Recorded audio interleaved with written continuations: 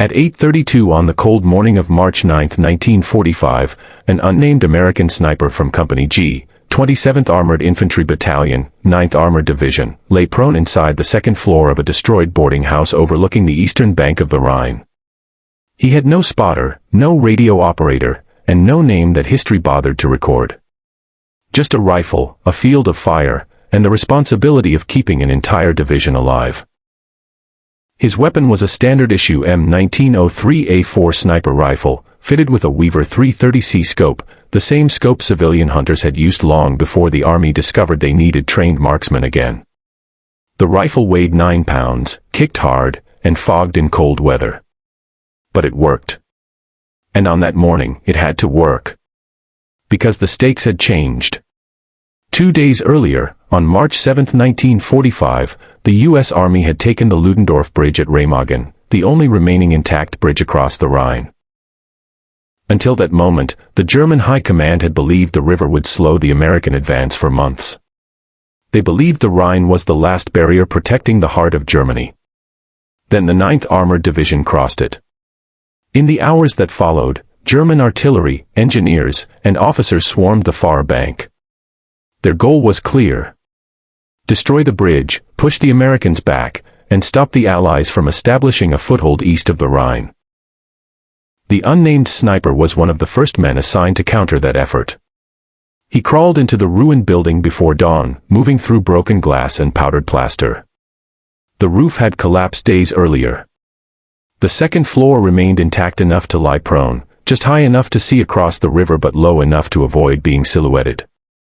His field of fire extended across the eastern bank.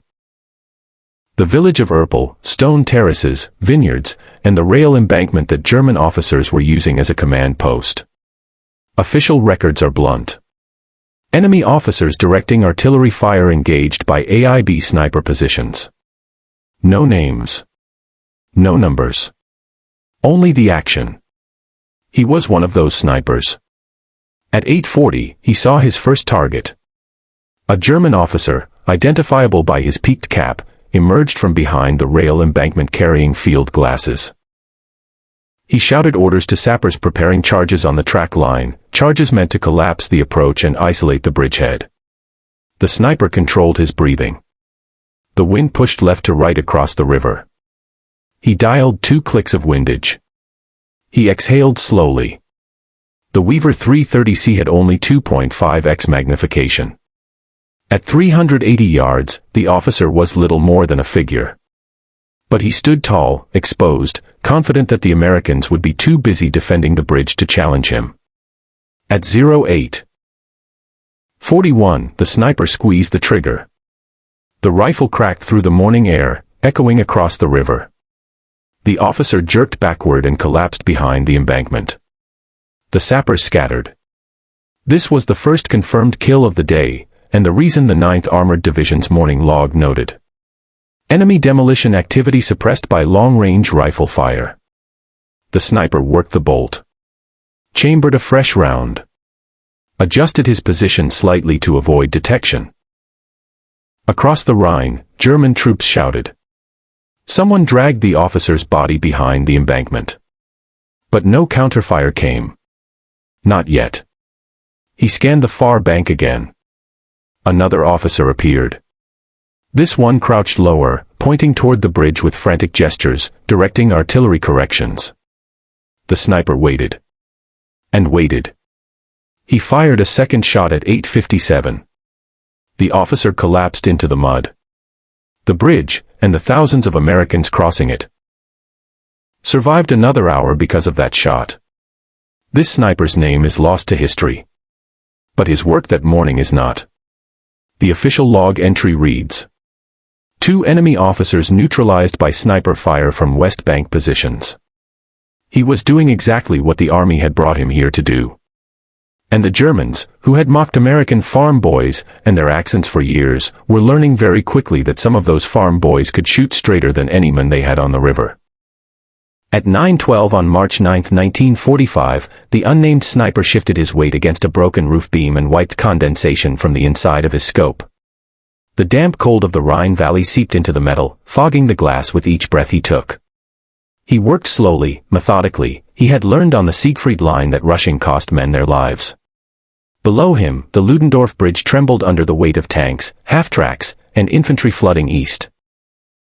The structure groaned like an old animal being forced to carry one last burden. Engineers had been shouting for hours that the bridge wouldn't survive the day. Every minute it held was a miracle. Every minute also meant German engineers had another chance to bring it down. That was the snipers' new problem. German sappers, trained demolition experts, had begun creeping along the Erpel rail embankment, trying to place charges in positions that would collapse the track approaches.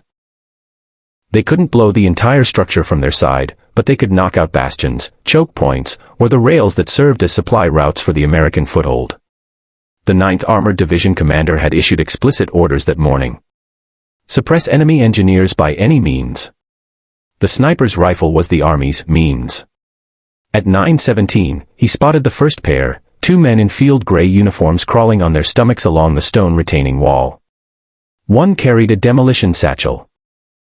The other, a spool of cable. Their helmets reflected a faint glint of sunlight. Not much. Just enough. The sniper eased the rifle against his cheek, inhaled, and let the breath settle. He had no rangefinder. He had no spotter. He had only the past 3 days of fighting and an instinct built from every trigger pull since the Ardennes. The sappers were 420 yards out. Long for a 1903 A4. But not impossible. The first man reached the base of a signal mast. He raised his head to look toward the bridge. The sniper fired. The men crumpled sideways, the satchel falling into the gravel. The second sapper froze. He hesitated too long. The sniper cycled the bolt and fired again. The second man pitched forward onto the track. Across the river, American engineers cheered from their sandbagged positions. They couldn't see the shooter, but they saw the bodies fall. The German defensive line saw it too. At 09:24, a burst of automatic fire raked the facade of the boarding house where the sniper lay. Plaster burst inward. A window frame shattered. Splinters cut across the sniper's sleeve as he rolled away from the opening. The Germans had found his approximate position, not exact, but close enough to blind fire at the building. He crawled to a new corner, dragging himself through piles of broken roof tile. He found another firing slit between 2 collapsed beams and slowly eased the rifle forward. The far bank was alive with movement now. German infantry squads were repositioning. Officers pointed toward the bridge and shouted orders. Mortar crews were setting up behind the railway platform. But what drew the sniper's eye was a new group of engineers moving up the embankment, this time protected by riflemen. The Germans had learned. At 9:41, a 3-man engineer team sprinted across an open gap in the tracks. The sniper waited, not for the sappers, but for the officer behind them. Officers were the brain. Engineers were the hands. Kill the officer and the hands froze. He found the officer, field cap, binoculars, MP40 slung on his chest.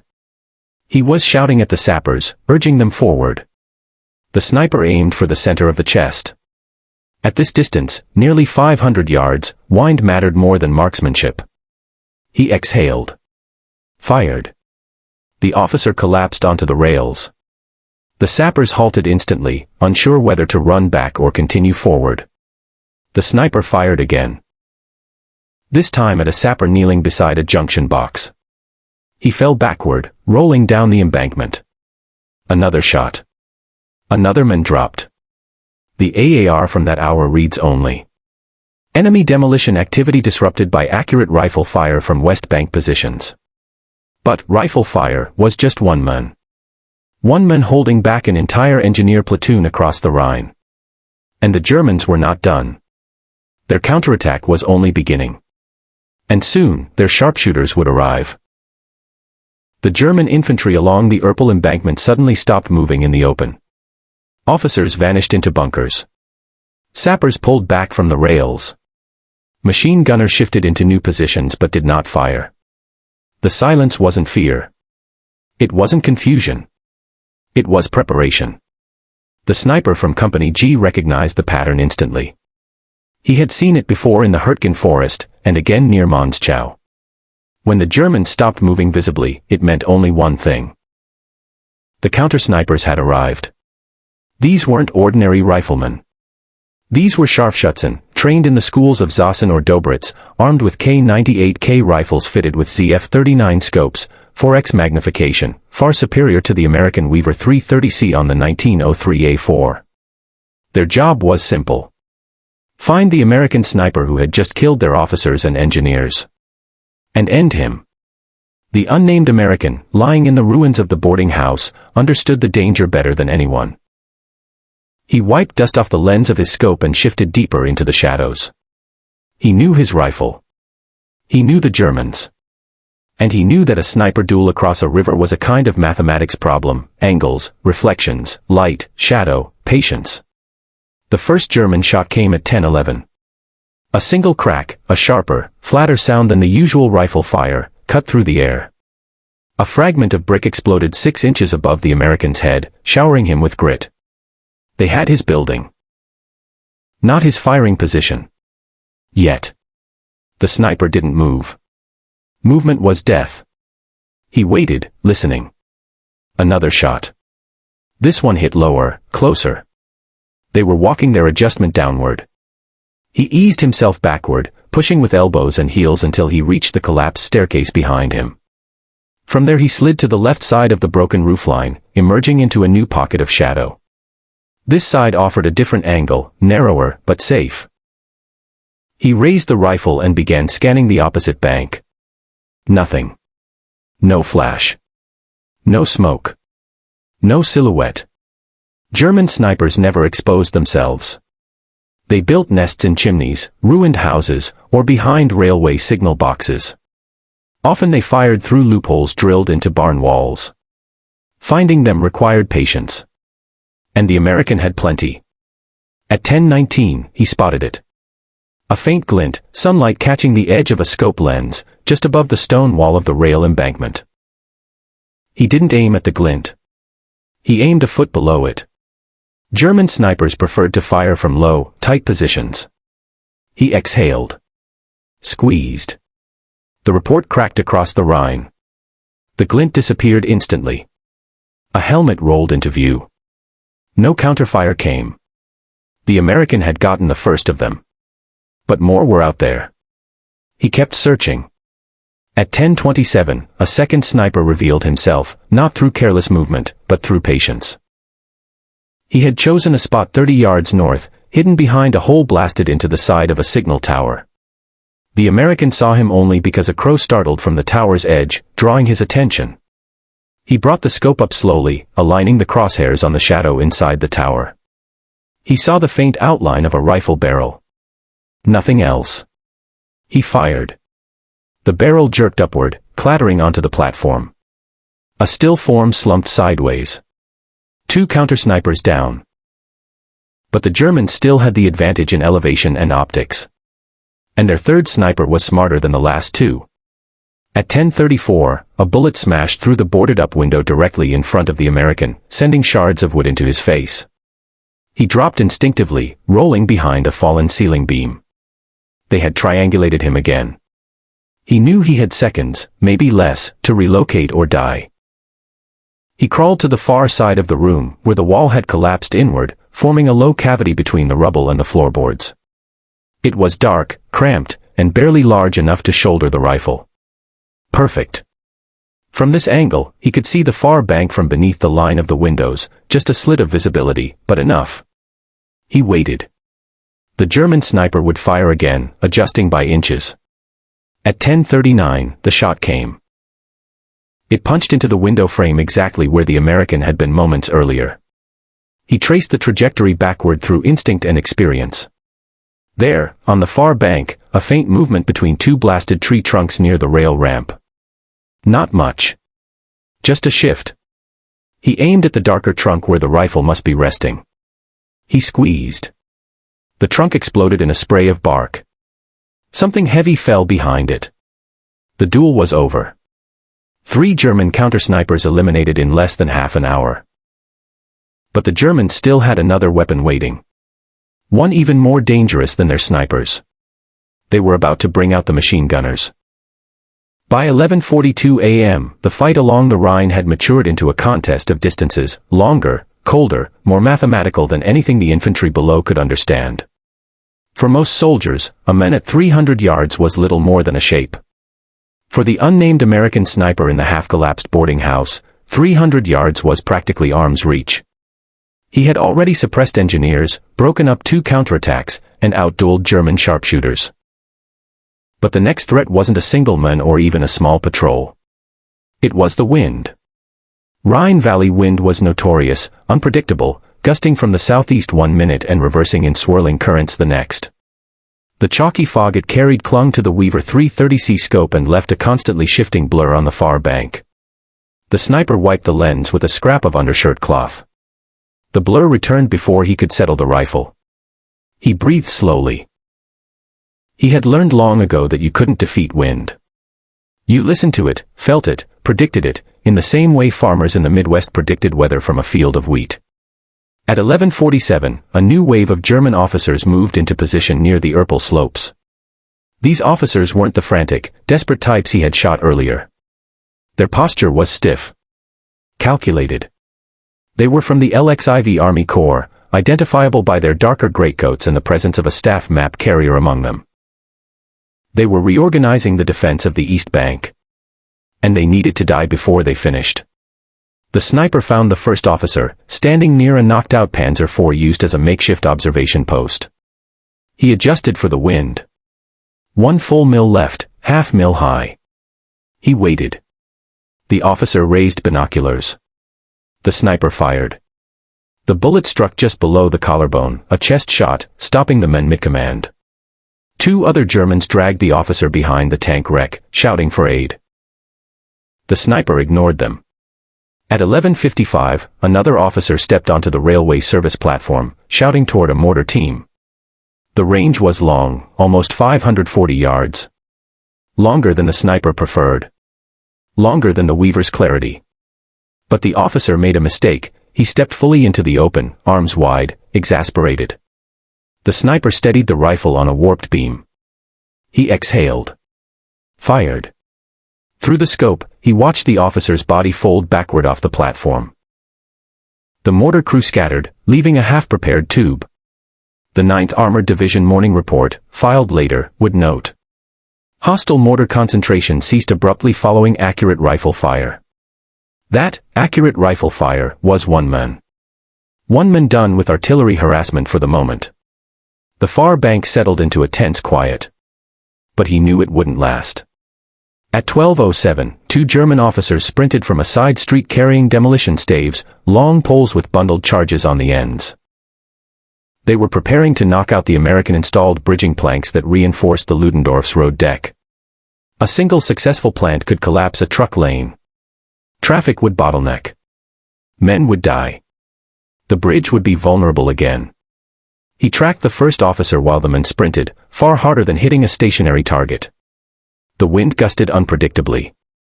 He waited. Watching the rhythm of the running stride. Learning it. Predicting it. Then the officer slowed to breathe. A mistake. Fired. The officer collapsed, the stave tumbling down the embankment. The second man dove behind a retaining wall. The sniper waited for a head to lift above the stone. 30 seconds. 40. A full minute. At 12:10, the man peaked. The American fired instantly. The shot hit squarely between the eyes. Shock rippled across the German line. Their officers were being plucked out one by one, not by tanks, not by artillery, but by a single rifleman across a river. The Germans adapted. They always adapted. This time they responded with the most brutal tool in their arsenal. Heavy artillery aimed directly at the sniper's building. The ground began to tremble. The plaster quivered. The room darkened. The bombardment was coming. At 12:18 p.m., the first German artillery round landed short of the boarding house, far short. The explosion shook dust from the rafters, but it didn't strike the building directly. It wasn't meant to. It was ranging fire. The sniper recognized it instantly. He had seen German artillery walk itself onto targets in the Ardennes, slow, deliberate, brutal. The second round always came closer. The third was usually the kill shot. He pressed himself into the shadows, lowering his profile against the cold wooden floor. He could barely hear over the ringing in his ears. Outside, from across the Rhine, German spotters shouted coordinates. He couldn't understand the language. He didn't need to. He knew exactly what they were doing. At 12:21, the second round hit. This one landed only a dozen yards to the left of the building, striking the cobblestone street and lifting a geyser of stone, dust, and fragments into the air. The blast ripped away what was left of the lower wall. The sniper shielded his eyes as debris rained across the room. The Germans were zeroing in. This wasn't indirect harassment fire. This was a precision battery, likely 105mm or 150mm guns, dedicated entirely to eliminating one rifleman. This alone said something. He wasn't an annoyance. He wasn't background noise. He had become a strategic threat. Officers on the East Bank were dying. Engineers were abandoning demolition attempts. Artillery adjustments had gone silent. One man with an M1903A4 had frozen a sector of the German river defense. And the Germans wanted him dead badly enough to spend artillery shells to do it. He crawled deeper into the ruined interior, dragging the rifle by the sling.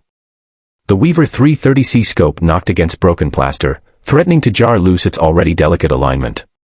But he had to move. Staying in one place was death. At 12:24, the third round struck. The shell slammed into the boarding house's western corner, obliterating it in a flash of fire and splintered wood. The concussion rolled through the entire structure, blowing loose boards across the room. A support beam collapsed behind him, and part of the roof caved inward. If he had stayed in his original position, he would have been instantly crushed or vaporized. He didn't pause. He didn't check the damage. He moved again. Toward the far northern corner, where a pocket of intact flooring still clung to the exterior wall. His ears rang so violently he could barely hear himself breathe. Outside, a German officer shouted the next adjustment. The guns were still walking inward. At 12:27, another round fell, this time behind the building, shaking the entire structure.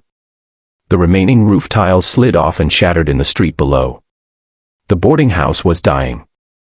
The sniper with it, if he didn't move. He lowered himself into a crawlspace created by two beams leaning against each other, a small, coffin-sized void of shadow. It had no clear firing angle. That didn't matter right now. Right now, survival was the only mission. Two more rounds hit the surrounding block at 12:29 and 12:32, tearing apart the neighboring structures. Chunks of brick ricocheted off the remaining walls. Smoke billowed into the interior, choking the air. He pressed his face to the floorboards, breathing through his sleeve. Then, suddenly, silence. The guns had stopped. Not because the Germans had given up, but because they believed they had succeeded. The entire block was ruined. The boarding house was half a skeleton. To the German spotters, no one could have survived that. But the sniper had. He crawled out from the crawlspace, coughing through the dust, wiping debris from his scope. The glass was scratched but intact. The rifle was coated in plaster, but functional. He wasn't done. And on the far side of the river, the Germans, believing him dead, began moving again, officers emerging from cover, engineers creeping back toward the rail line. The sniper slid into a new position on the edge of the collapsed floor, steadied the rifle on a broken beam, and found his first target. They had stopped the bombardment too soon. When the barrage ended at 12:34 p.m., the Germans believed they had erased the riflemen who had been bleeding their officers all morning. The artillery lifted. Movement resumed on the far bank. But inside the shattered boarding house, the sniper was still alive, half-deaf, lungs full of dust, and pinned beneath half a collapsed beam, but alive. He shoved the broken timber aside, coughing. His vision blurred from the ringing in his ears, but the shape of the rifle in his hands brought him back to focus. The 1903A4 was coated in plaster dust. The Weaver 330CS lens was scratched, but intact. If the scope had shattered, his day would have ended right there. But it hadn't. And neither had he. He crawled toward the only remaining section of floor that gave him a view across the Rhine. It was barely a ledge now, a foot-wide tongue of broken wood pressed against the outer wall. One wrong shift of weight and it would collapse into the street below. He tested it with his elbow. It held. He eased onto it slowly, sliding the rifle forward. The buttstock rested on a jagged beam. The muzzle protruded just beneath a gap in the shattered window frame. From this angle, he couldn't see the entire far bank, only a narrow slice between two wrecked chimneys. But it was enough. And the Germans had begun to move. At 12:36, a German officer in a long greatcoat stepped into the open, shouting toward a cluster of infantry near the embankment. Likely giving orders to resume preparations for a counterattack. The sniper steadied his breathing. He had to correct for everything: dust, tremors in the building, the trembling of the half-collapsed beam beneath him. He exhaled. Fired. The officer dropped instantly. Two soldiers dragged the body behind the embankment, shouting for a sanitator. The sniper chambered another round. At 12:40, a demolition team emerged from a side alley, the same pattern he had stopped earlier. Two sappers with a charge crate, one rifleman covering them. They believed the American sniper was dead. They believed the artillery had done its job. They were wrong. The sniper tracked the covering rifleman first. He was the threat. The thinkers always eliminated support before destroying the hands. He squeezed the trigger. The rifleman pitched backward into the mud. The sappers froze, panicking, unsure where the shot had come from.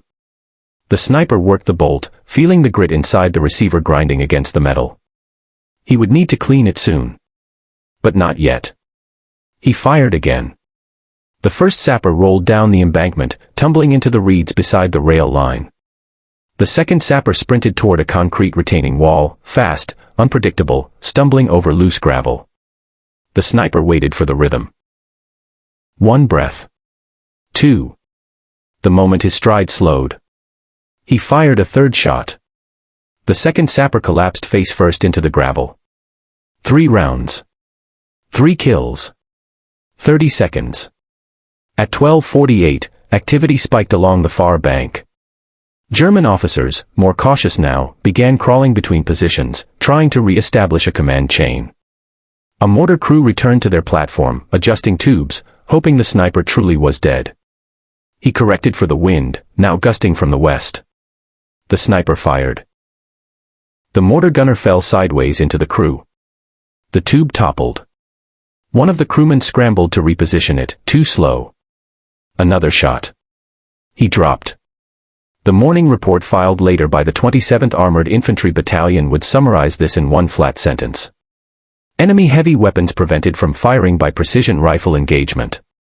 But there was nothing flat about what happened.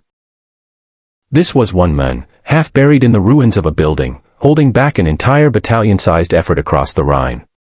At 12:55, he spotted movement behind the stone rail ramp, a runner carrying a message satchel, sprinting to relay orders to the mortar crews on the far end of the embankment.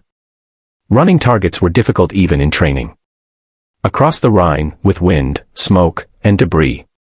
Near impossible. He waited until the runner slowed to leap a low wall. He fired. The runner collapsed over the top of the wall, the satchel spilling across the stones. The German line convulsed again. Officers ducked for cover. Soldiers pointed rifles toward the destroyed building, firing blindly into the dust cloud. They didn't know where he was. They just knew he refused to die. And the hours ahead would be his most dangerous yet, because the Germans were about to attempt their largest coordinated counterattack since the bridge was taken. And he would be staring directly at it. At 13:10 p.m., a low rumble trembled through the far side of the Rhine, deeper than small arms fire, heavier than mortars, a rolling vibration that seemed to crawl up through the floorboards of the ruined boarding house. The unnamed American sniper steadied himself, holding the rifle against his chest as brick dust drifted around him like snow. The Germans were gathering for something larger. He wiped the lens of the Weaver 330C with a torn scrap of field dressing. The scratches distorted the edges of the image, but the center remained clear enough. He lifted the rifle, braced it on a cracked ceiling beam, and looked across the water. The far bank had changed. What had earlier been scattered pockets of infantry and retreating engineers had reorganized into a dense, layered formation. German officers, more cautious now, moved crouched between stone terraces, gesturing aggressively as they placed infantry squads behind every available slope and wall. Behind them, in the village of Erpel, columns of reinforcements moved through narrow streets, men with Panzerfausts, rifle squads, even a machine gun platoon pushing an MG-34 tripod. This was no longer a harassment defense. This was a counterattack. The 9th Armored Division had expected this. You didn't take the first intact bridge across the Rhine without waking everything Germany had left. And now, with stubborn determination, the enemy was preparing to throw those remaining forces straight at the American bridgehead. The sniper knew two things. The Germans would attack the foot of the bridge. The only thing stopping their officers from coordinating that attack was him. At 13:16, the first officer emerged, running from a ruined shed toward a cluster of infantry near the rail embankment. He glanced only once toward the American side, assuming the barrage had silenced the sniper. That assumption lasted 5 seconds. The sniper exhaled, slow and even, and fired. The officer dropped mid-stride, sliding across the mud. The infantry around him froze. Their formation wavered, momentarily leaderless. He worked the bolt. A second officer darted from behind a rail car, heading toward an anti-tank team repositioning by the riverbank. The sniper tracked him carefully, the man weaved between obstacles, making himself a difficult target. But in weaving, he exposed a pattern. 3 steps forward. Pause. 2 steps left. The sniper fired the moment he paused. The second officer collapsed behind the rail car. This time the reaction was more frantic. German soldiers hit the ground, dragging the officer's body behind the embankment. They fired wildly toward the American side, uncontrolled bursts that chewed at the ruined facade of the building but hit nothing. The sniper remained silent and still. At 13:29, the Germans committed heavier forces. 2 machine gun teams carrying MG-42s moved along the edge of the village, hugging walls as they advanced toward new firing positions. Each team carried belts of ammunition draped over their shoulders, moving like men preparing to anchor the counterattack with suppressive fire. If those MG-42s established firing lanes across the bridge, American infantry streaming into the east bank would be cut down before they even stepped off the planks. The sniper had to disrupt them. He tracked the first gunner, a tall figure hunched beneath the weight of the MG-42. 2 riflemen covered him from behind. He fired. The gunner toppled sideways, the machine gun falling with him. The supporting rifleman dove behind a stone wall, shouting in panic. The second MG-42 team hesitated, and that hesitation was fatal. The sniper fired again. The assistant gunner fell, the ammunition belt unraveling across the stones. Without machine gun support, the German counterattack stalled. The American sniper chambered a new round, but paused mid-motion, because a new sound rose from the far bank. A horn. A long, wavering blast, the signal many German units used to initiate mass movement. Infantry surged forward from behind the rail embankment, rushing toward the river's edge. Dozens, maybe hundreds, of German soldiers preparing to storm the approaches, to drive the Americans back into the Rhine. It was happening. The largest German counterattack at Remagen since the moment the bridge had fallen into American hands. And one lone rifleman, buried in the ruins, was staring directly into it. He settled into position again. The next minute would determine if the counterattack reached the bridge. Or died on the bank. At 13:31 p.m., the assault wave broke from the Erpel embankment like a single organism, infantry squads, demolition runners, machine gun remnants, and officers pushing them forward with shouted commands. The horn blast had been their signal. The moment the echo faded, the Germans committed everything they had left to retaking the riverbank. The sniper, still half buried in the debris of the collapsed boarding house, pulled himself into firing position. His elbows grounded against splintered beams. The floor beneath him groaned. The whole structure leaned toward the river like a dying animal. But it held. He steadied the 1903 A4 and looked through the scratched Weaver 330C. The scope picture was distorted, fog at the edges, ghosting in the lower right corner, but the center was sharp enough. And in that center was chaos. German infantry sprinted across the lower embankment in staggered lines, each man trying to find a pocket of cover before the Americans on the west bank brought their fire down. The sniper didn't shoot yet. He wasn't here for riflemen. He was here to break the organization of the assault. Because as long as the officers lived, the attack lived. He scanned quickly, ignoring the blur of sprinting soldiers, ignoring the muzzle flashes. He looked only for the posture he'd learned to identify instantly. Straight back. Raised arm. Map case. Binoculars. Gestures. There. At 13:32, he found the first officer, rushing down the slope, waving his men into a staggered wedge. The officer paused only once to shout toward a machine gun team attempting to regroup. The sniper exhaled. The shot punched through the officer's ribs. He folded instantly. Without their lead pace, the wedge broke apart, men scattering in confusion across the stones. He worked the bolt. Another officer appeared, this one older, identifiable by the shape of his cap. He sprinted toward a group of infantry who'd taken cover behind a rail switchbox. He crouched to deliver orders. The sniper fired before the sentence left the officer's mouth. The men dropped. The infantry beside him froze, paralyzed by indecision. That hesitation created a ripple. And ripples killed momentum. The German assault wave, once fluid, began fracturing into clusters of isolated squads. Some pushed forward. Others stopped. Others turned to see why their officers weren't moving. The sniper wasn't killing men. He was killing cohesion. But the Germans weren't done. Far from it. At 13:34, he spotted a demolition runner, one of the most dangerous men on the riverbank. Lean, fast, carrying a satchel charge under his arm. He sprinted toward the concrete base of the east bank support pillar. If he planted that charge, the bridge could lose its eastern anchoring. The entire American foothold would collapse. The sniper adjusted for distance, nearly 460 yards. He inhaled. And the wind changed. A hard gust from the southwest. His shot would drift. He waited. Seconds mattered. But a bad shot mattered more. The runner was fast. His boots hammered the gravel. The satchel slapped against his hip. 50 yards. 40. 30. The wind dropped. The sniper fired. The bullet struck just behind the man's shoulder blade. The charge flew from his hand, skidding down the embankment as his body crumpled. The German assault staggered again. But still they pushed. More infantry poured from behind the village edge, fresh, aggressive, heads low, rifles tight against their shoulders. They fired toward the American side in controlled bursts, trying to suppress whatever ghosts were killing their officers. One of them spotted the sniper's building and shouted an alert. Within seconds, 10 rifles opened fire, raking the facade with splinters and dust.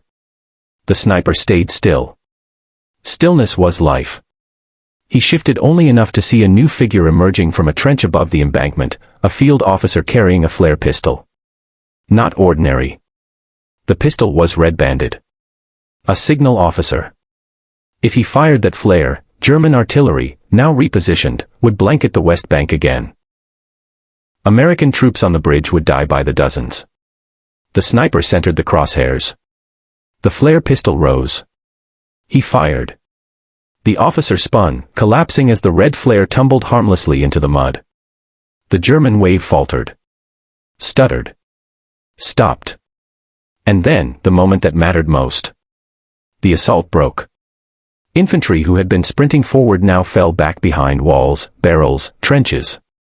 Officers were gone. Machine guns were down. Demolition teams were dead or scattered. The riverbank. Seconds ago a moving tide, was still. He had done it. One man, firing from a collapsed building, had broken the largest German counterattack yet thrown against the Rhine bridgehead. But the day was not over. Because the bridge itself, shaken, cracked, collapsing under strain, was about to betray everyone on it. The sniper's mission wasn't finished. It was about to get harder. At 15:02 p.m., the Ludendorff Bridge did something more terrifying than any German counterattack. It screamed. A deep, metallic groan rolled across the Rhine, long, sorrowful, unmistakable. The sound of steel under unbearable strain. Troops on the decking froze. Engineers looked up from their tools. Officers shouted warnings that were swallowed by the roar of trucks and the cough of tank exhaust. The sniper heard it even inside the ruined boarding house. He felt it through the floorboards. The bridge was dying. For hours, it had carried far more weight than its battered frame was designed to hold: tanks, half-tracks, artillery pieces, thousands of infantry flooding across non-stop. The Germans had struck it with artillery, sabotage divers, anti-tank rounds, and near-miss bombers. Engineers had patched it as fast as they could, but the damage was cumulative. And now the structure had reached its limit. The sniper wiped dust from his eyes and forced his trembling hands to bring the scope up one more time. Across the Rhine, the Germans had gone still. Even they understood the sound. Even they recognized the finality of it. A young American engineer sprinted across the decking, shouting, "Everyone OFF! Move!" His voice cracked with urgency. He waved frantically at infantry moving toward the east bank, pushing them forward. The sniper scanned the far side. He wasn't looking at the bridge. He was looking at the Germans who would exploit its collapse. He saw movement immediately. A German officer, one of the few who survived the earlier counterattack, rose from behind a trench. He turned to a signal runner beside him and pointed toward the bridge with fierce excitement. This would be their moment. Collapse the span, pin the Americans on the east bank, kill them in the chaos. The sniper settled the crosshairs. Wind from the east. Just half a mil right. He exhaled. Fired.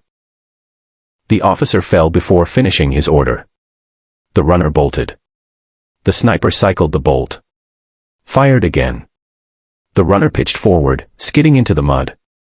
Below him, on the American side, the bridge shuddered again. Engineers screamed for men to clear the decking.